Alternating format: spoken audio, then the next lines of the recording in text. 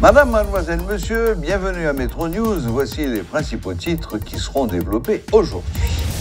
Le Canada et les États-Unis ont sanctionné l'actuel président du Sénat, Joseph Lambert, et l'ancien sénateur Yuri Latortue. Ils sont accusés d'avoir abusé de leurs fonctions officielles pour faire du trafic de drogue et ont collaboré avec les réseaux criminels et des gangs.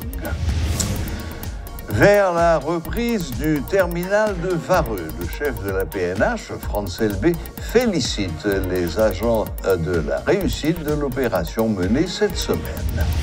Haïti passe à l'heure d'hiver. Ce week-end, l'heure nationale reculera de 60 minutes à partir de 2 h du matin, le dimanche 6 novembre.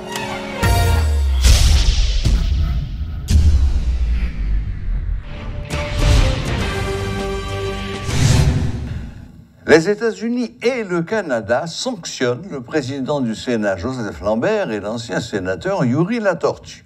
Les nouvelles mesures imposeront une interdiction de transaction à ces personnes, ce qui aura pour effet de geler tous leurs avoirs au Canada, selon la ministre canadienne des Affaires étrangères, Mélanie Joly. Le Canada a des raisons de croire que ces personnes utilisent leur statut d'ancien ou d'actuel titulaire d'une charge publique pour protéger et permettre les activités illégales de gangs criminels armés, notamment par le blanchiment d'argent et d'autres actes de corruption. De son côté, le secrétaire d'État américain, Anthony Blinken, précise que le président du Sénat haïtien, Joseph Lambert, est impliqué dans des affaires de corruption et une violation flagrante des droits de l'homme, dont une exécution extrajudiciaire pendant son mandat au gouvernement. Son épouse, Gésula Lambert-Daumont, est également frappée par les sanctions. Signature de nouveaux documents politiques dénommés Accord des Patriotes pour une nouvelle société ce vendredi 4 novembre. Cet accord prône un gouvernement de transition bicéphale avec pour président Jonas Kofi. Un Premier ministre sortira d'une consultation avec les acteurs de la vie nationale. Cette proposition est l'œuvre du regroupement Initiative du Grand Sud et de la diaspora dont Frisco Léon est le porte-parole. Nous avons plusieurs citoyens et en Haïti également dans la diaspora. Nous avons brassé l'idée, nous avons discuté ensemble et nous avons entendu sous initiative, ça qui c'est l'initiative du Grand Sud et de la diaspora, et à travers lui-même, donc nous avons fait des propositions, et ça que nous venons les accords, parce qu'il y a un pile et partis politiques, groupes sociaux, des organisations, donc tout ça, et qui te mettaient ensemble, normalement, pour nous être capables d'offrir à pays une alternative. Parce que je ne dis pas, il n'est pas un secret, tout le monde est à clair que Jean Bagay est aller là, il ne peut pas continuer comme ça. On va dire que tout citoyen conséquent, tout haïtien qui a un sens patriotique, doit questionner tête pour dire mais comment on va contribuer pour le pays lui-même capable de changer, pour le pays lui-même capable de reprendre ce qu'on figure qu'il perdit ça fait longtemps. Tout simplement, donc, nous parlons d'un exécutif bicéphale, et en dans le tout, donc nous tout dit mais qui est-ce qui a dans tête et exécutif là, donc nous sommes capables d'entendre que nous avons parlé de M. Jonas Kofi, donc c'est un éminent professeur, tout ça, un homme de carrière, qui a un passé dans l'administration publique, et bien sûr que rien capable de reprocher comme corruption. Donc je dis là, nous proposons un exécutif bicéphale, un gouvernement d'entente nationale qui parle pour mettre sécurité dans le pays et permettre que l'élection lui-même est capable de réaliser à tous les niveaux. Activité ça qui fait là, qui accouche entente multipartite, ça que nous baptisons accord des patriotes pour une nouvelle société, nous sommes encore à bras ouverts, nous attendons les différents accords, les différents partis politiques, et ensemble pour nous continuer à brasser l'idée, pour nous accoucher exécutif ça ou bien gouvernement ça que nous-mêmes nous prenons en accord. Lancement officiel de l'initiative citoyenne pour une sortie de crise ce vendredi par différents secteurs de la société civile en vue de trouver une solution à la crise actuelle. Le docteur Sylvain Exantus et maître Evel Fanfan, qui sont membres de cette structure, appellent les protagonistes de la crise à un dépassement de soi. Voici leur proposition. Nous vivons dans le temps une insécurité de toutes sortes. Insécurité sur le plan physique, nous pas protégés, nous pas qu'à marcher, nous pas qu'à circuler, nous pas qu'à dormir. Insécurité économique, nous pas qu'à faire face à besoin nous, besoin pour nous manger, besoin pour nos jeunes cailles pour nous dormir, besoin pour nous voir petit à l'école. Donc, une grosse crise financière frappe nous.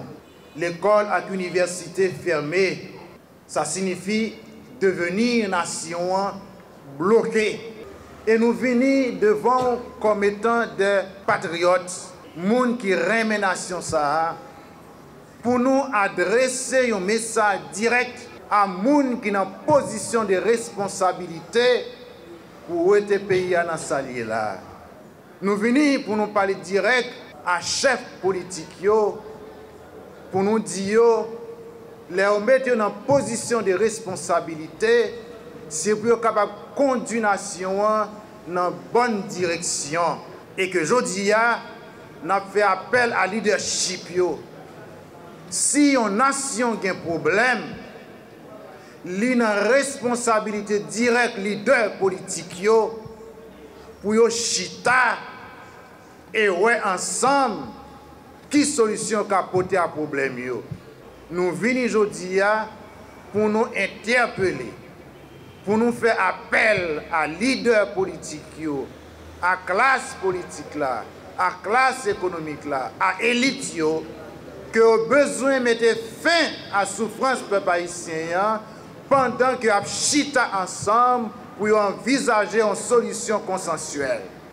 Mission initiative ça, c'est pour lui accompagner, nous bien dit, accompagner tout acteurs nationaux et internationaux dans l'idée pour que nous arrivions à une stratégie inclusive et participative pour nous sortir dans sa nouille jodia.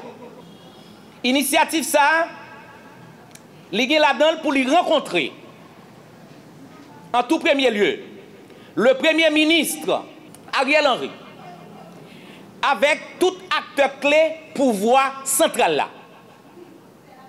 Li gen pour lui rencontrer avec les représentants sans distinction de tous différents accords que nous tendons, nous connaissons. Nous gen pour nous rencontrer avec les acteurs clés du système international qui impliquait aussi dans la question Haïti. Initiative ça, projet ça, qui va aider nous pour nous faciliter tout groupe qui fait un accord et qui bloque avec accord pour nous comment débloquer et donc débloquer le pays et donc débloquer nous-mêmes. Dossier terminal de Vareux. Le directeur général de la PNH félicite les agents qui ont repris le contrôle du terminal de Vareux. Franz Elbé se dit fier que les policiers aient démontré leur capacité dans la lutte contre le grand banditisme. Il dit espérer que ce premier succès va regonfler le moral de toute l'institution. L'Union européenne annonce dans un communiqué avoir débloqué 1 million d'euros pour soutenir la réponse d'urgence à l'épidémie de choléra qui affecte Haïti. Ces fonds ont été mobilisés par le service des opérations de protection civile et d'aide humanitaire de l'Union européenne pour appuyer des actions qui seront mises en œuvre par l'Organisation panaméricaine de la santé, précise l'institution. 48 000 personnes devraient bénéficier de l'intervention d'urgence visant à faciliter l'accès à un traitement rapide et adéquat pour sauver des vies et à protéger les personnes vulnérables de l'infection par le choléra, ajoute l'Union européenne. Haïti passe à l'heure d'hiver ce week-end. L'heure nationale sera reculée de 60 minutes à partir de 2 heures du matin. Le dimanche 6 novembre annonce la primature dans un avis. Ce changement d'heure est conforme aux dispositions de l'article 1er de l'arrêté présidentiel du 7 mars 2012. Voilà, la boucle est bouclée. Merci de nous rester fidèles. Très bon week-end à toutes et à tous et à la prochaine. Même heure, même chaîne.